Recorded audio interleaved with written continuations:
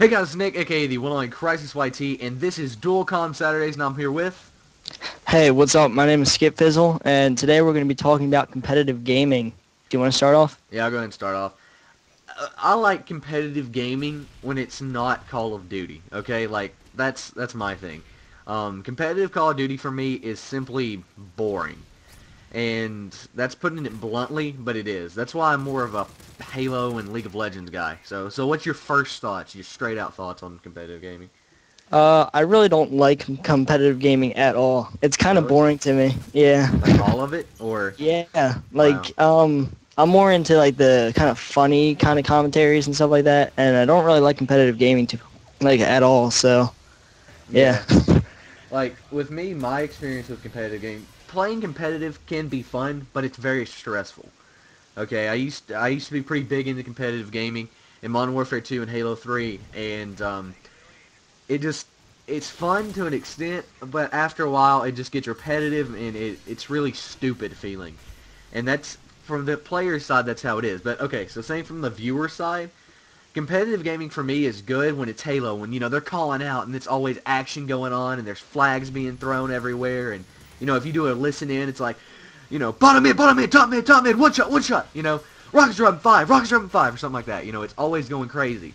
And the difference between that and like Call of Duty is, in Call of Duty, if it's like search and destroy or something, you run the same routes every time. There's no weapons coming up on the map. It's a camp fest. It's boring, and it's just stupid in my opinion. So so you think it's all boring? What else? Do you have anything to elaborate on that? Well, I really don't watch too much like Halo kind of competitive gaming. I usually watch kind of Call of Duty gameplay and stuff like that. So when I see competitive gaming like that, it's usually people being really quiet and just like sneaking around corners and just basically trying to sound horse. So they're being as quiet as possible. And it's kind of just boring watching that because you're just watching somebody play a game. You're not really getting their input on it. Yeah. And a lot of it can come down to who's shoutcasting it too. Who's calling it. Like, for example, competitive gaming in the MLG circuit or whatever can be kind of boring. But then when, like, Fwiz, if he goes on the MLG and calls a search and destroy match, if you don't know who he is, he's like Optic Fwiz. But he's a really good shoutcaster, and he's really good at pumping up the crowd. And if he comes on, search and destroy is like 10 times more entertaining than it is if someone is calling it. It's like, okay, well, it looks like someone's going around the corner, Oh, and he got him. And that's the most emotion they show. And so, but Fwiz, he's like, oh, he's going to come around the corner. What is he? Oh, and he got him. Oh, he's chucking a frag, and boom, double kill. Fwiz is on it. And that's why competitive gaming can do that. But, yeah, so I think competitive gaming has a place, though. And I think there's a way to make it more marketable and a way to make it more entertaining. And I think how you can do that is taking the boring game modes out of it. That's what they've done with Halo, right? Like, it's always action-packed and it's always going. And Call of Duty, League of Legends is like that too. It's always action-packed. Same thing for StarCraft, always going.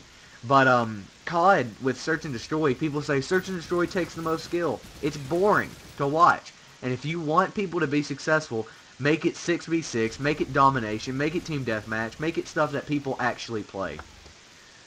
Yeah, like if you make it like a really intense kind of game mode and stuff like that, and shoutcasting, even that makes it a lot more entertaining on a lot of points. Because if you got somebody that's really good at shoutcasting, like you're talking about, like they just make it so much more fun to watch, and you actually want to watch it, especially if they're funny. Yeah. And like the more intense game modes, like people are dying, people are killing, and it's just like a lot cooler. Like it's a lot more intense. Instead of being like all quiet all of a sudden and then just speeding up every once in a while, Yeah. it's constant like Action. basically action. Yeah, Yeah. there's something always going on, and there's always communication having to be going on. And it's kind of like that. If there is some domination right now in the, there is no pro circuit for COD, if that tells you anything. But when there was back last year for Black Ops, there was domination, but even domination was a little bit slower, and it's just because COD is really slow-paced anyway. Well, in competitive it is, and it's more campy.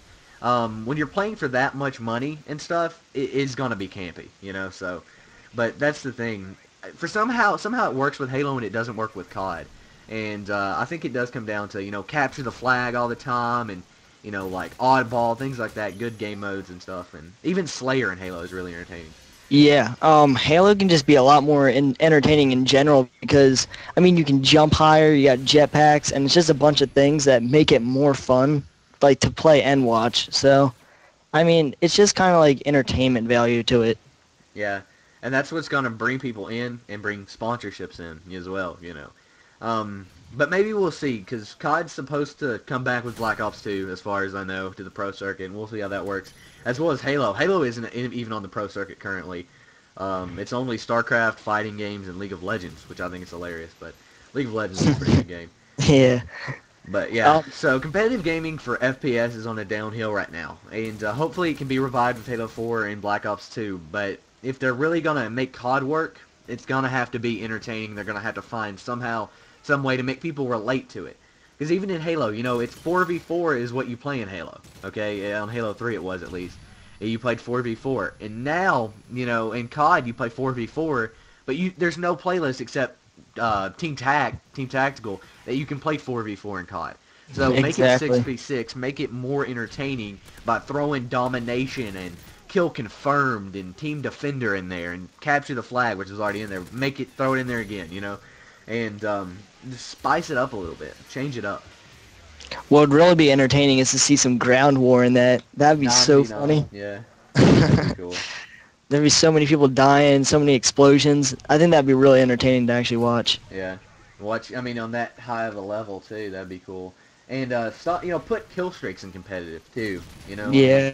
That's something that kind of sucks. You wouldn't have anybody running chopper gun or anything like that, but it would just give it a little bit of an extra strategy element. Having that UAV up in the last round of a search and destroy, or having that UAV up at the end of a kill confirm game could make you win.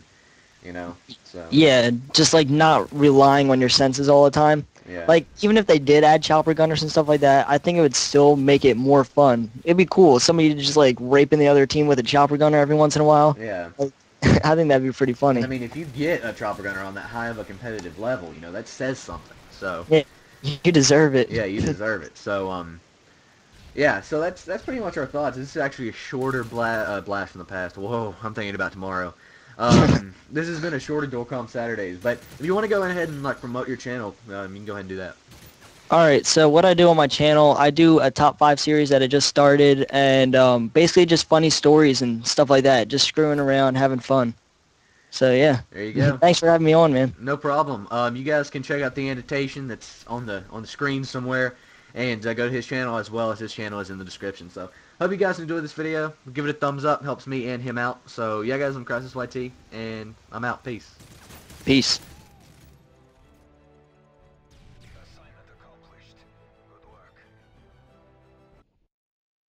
Alright, I hope you enjoyed that video. Like I said, his channel is in the description as well as on the screen. Even though the annotation's moved now, it's still on the screen. You can click the annotation and go to his channel.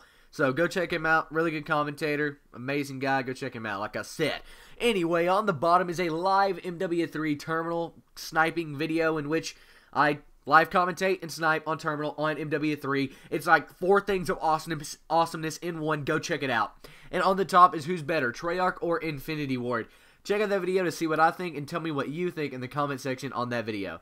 If you guys are new around here and you enjoy Call of Duty commentaries, I do 6 of these a week, so please click on that subscribe button. That way you get all my videos in your subscription feed. But just in case you don't, because we all know subscription feeds mess up all the time, follow me on Twitter and like me on Facebook, because I post all my videos on those 2 social networks as well.